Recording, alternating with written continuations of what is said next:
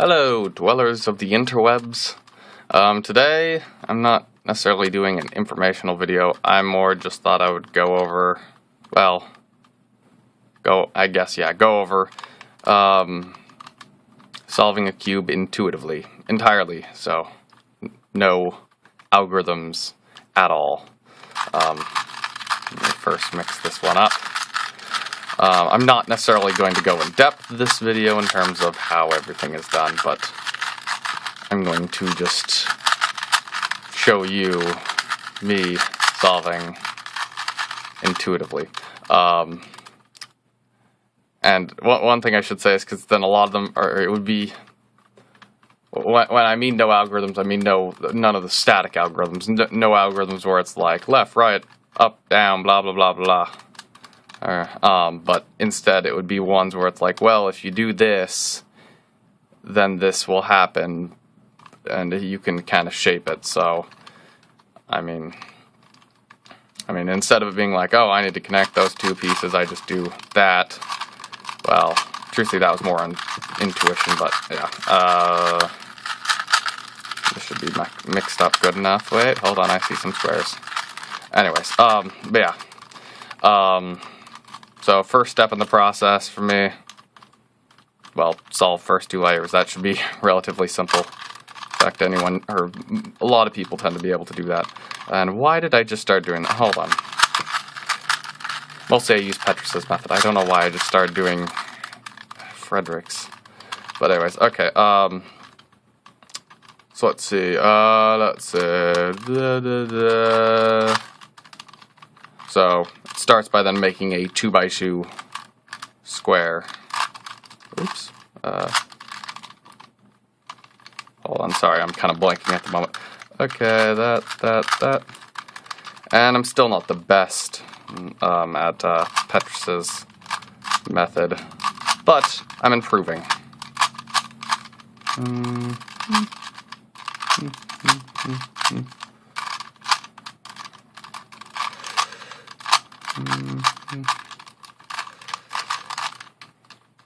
So yeah, no algorithms or anything. Which, I mean, the first two layers and the cross anyways can all be done without algorithms. Let's see. Okay. Then...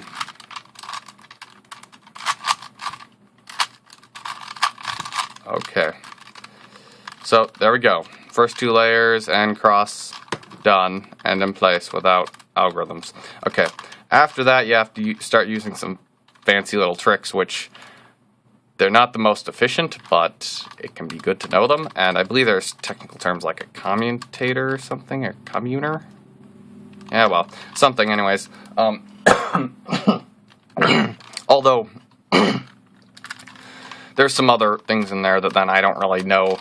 As far as I can tell, no one's come up with them, but I just kind of came up with them on my own. So, first thing can be done, essentially, just swapping two pieces and then undoing it for another two, which I don't know how to say that any better. Seeing how it's just essentially either orient the corners or move those into the correct place.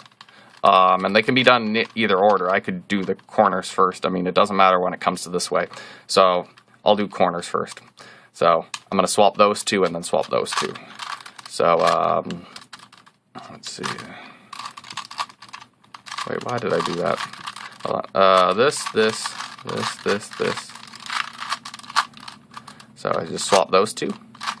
And then, derp.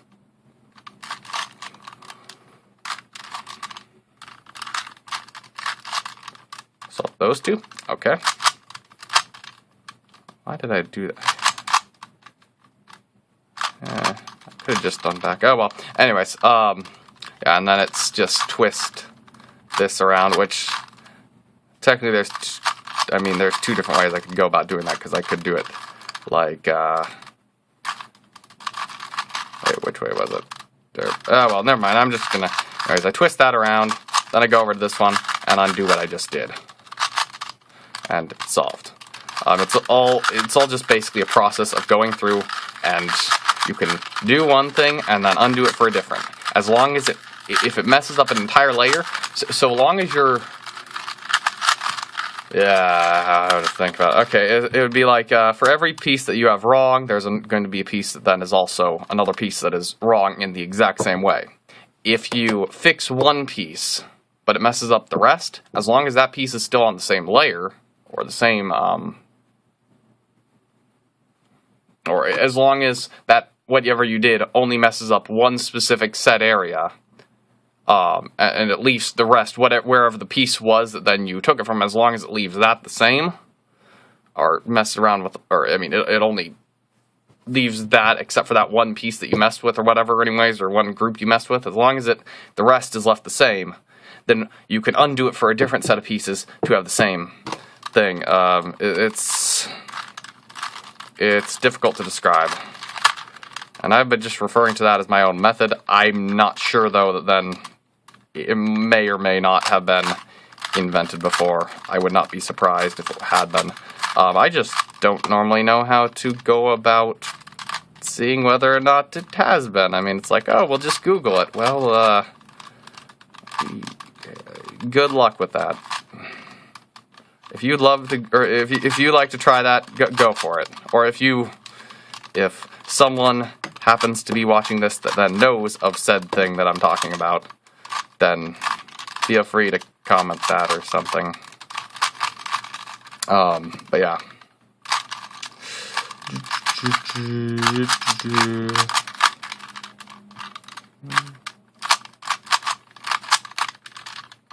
Okay, let's see. I mean, as well, actually, if I didn't want to solve those two all intuitively, then I have other ways, because I can just, I mean, if I didn't want to, there's other different ways. Let's say if all the corners were correctly in place, which actually they are.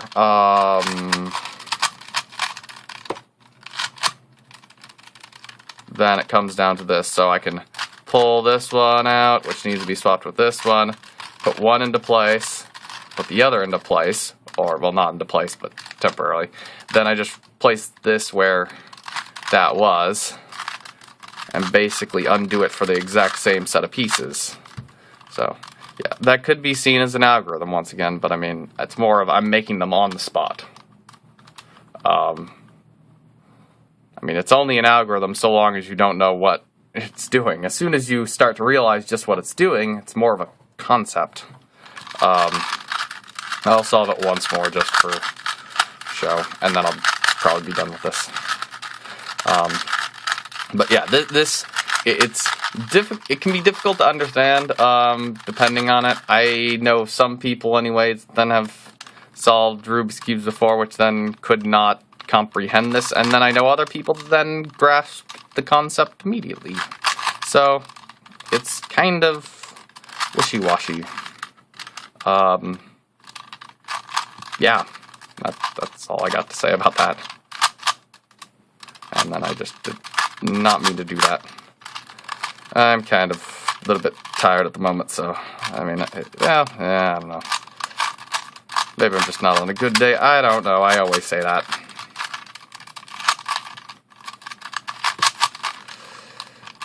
Okay, why did I do that? Why? Oh, well, it's not going to hurt anything. Let's see. So then I'll want...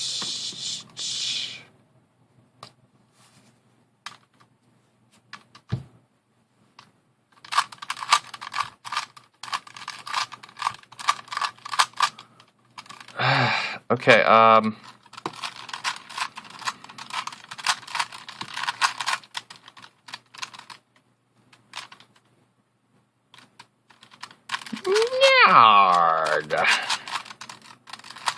well. It'll be for show. So once again, I can just do this, this, and then, whoops, this.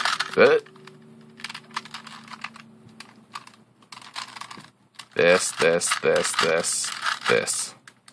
Okay, good, I did it correctly. Okay, now, then, this time, let's see. Wait, did I do something wrong? Oh. Yeah, that's why normally I wait until the edges. I was trying to demonstrate the concept that you can do it out of order, which you really can. It's just you have to be able to tell what is where. And then you need to not do what I just did, because then you'll realize that you can't do it in that order. There is an order to things. Don't F with it, or it will F with you. Well, I mean, you can do it out of order. To an extent. But then there's certain things you can't. And basically, I just swap those two, and then that puts that piece in the correct place. Which then, when I go over here to swap those two, it's like, oh, well, I can't swap that and that piece using that same thing. I can't undo it.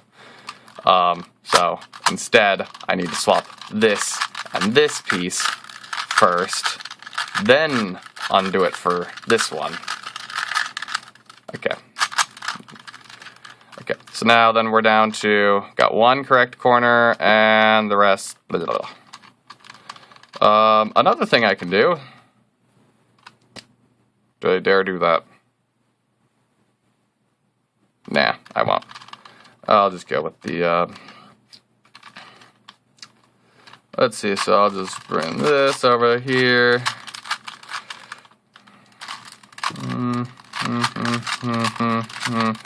Or I'll mess up almost. What did I just do? Well, dang it.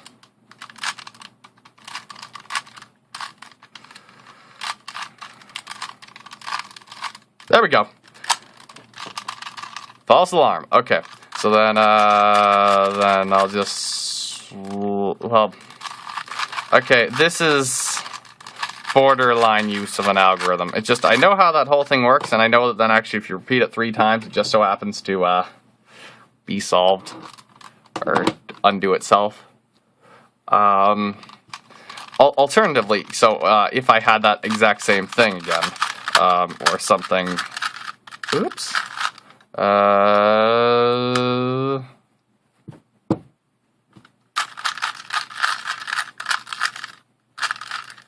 no, I did that wrong.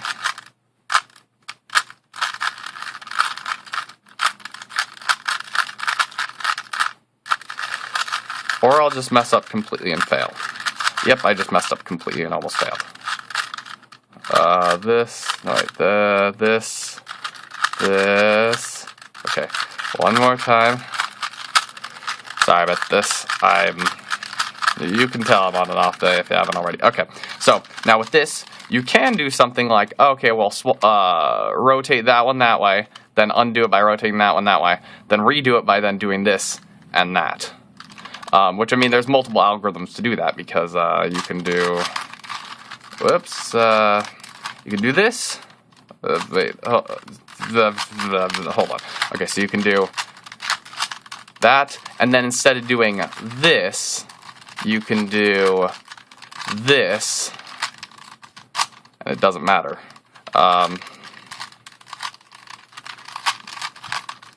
And then you just have to redo the exact same thing for that.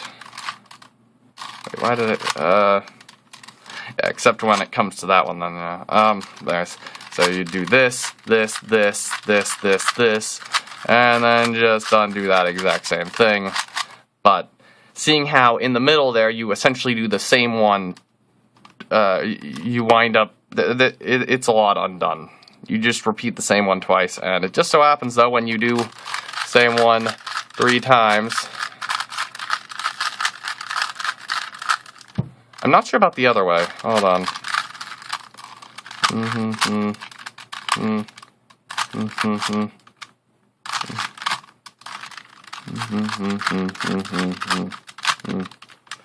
You know, I just realized that's not going to work when I'm doing it like that. Okay, well anyways,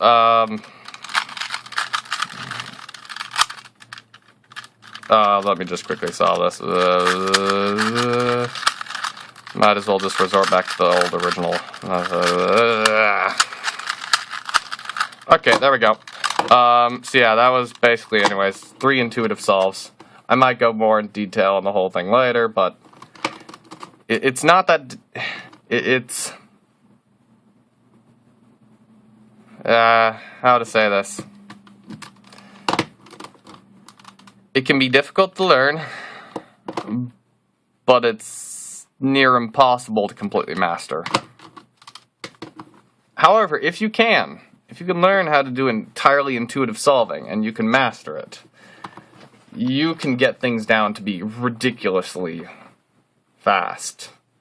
I mean, we're talking about it only taking like 20 to 30 steps.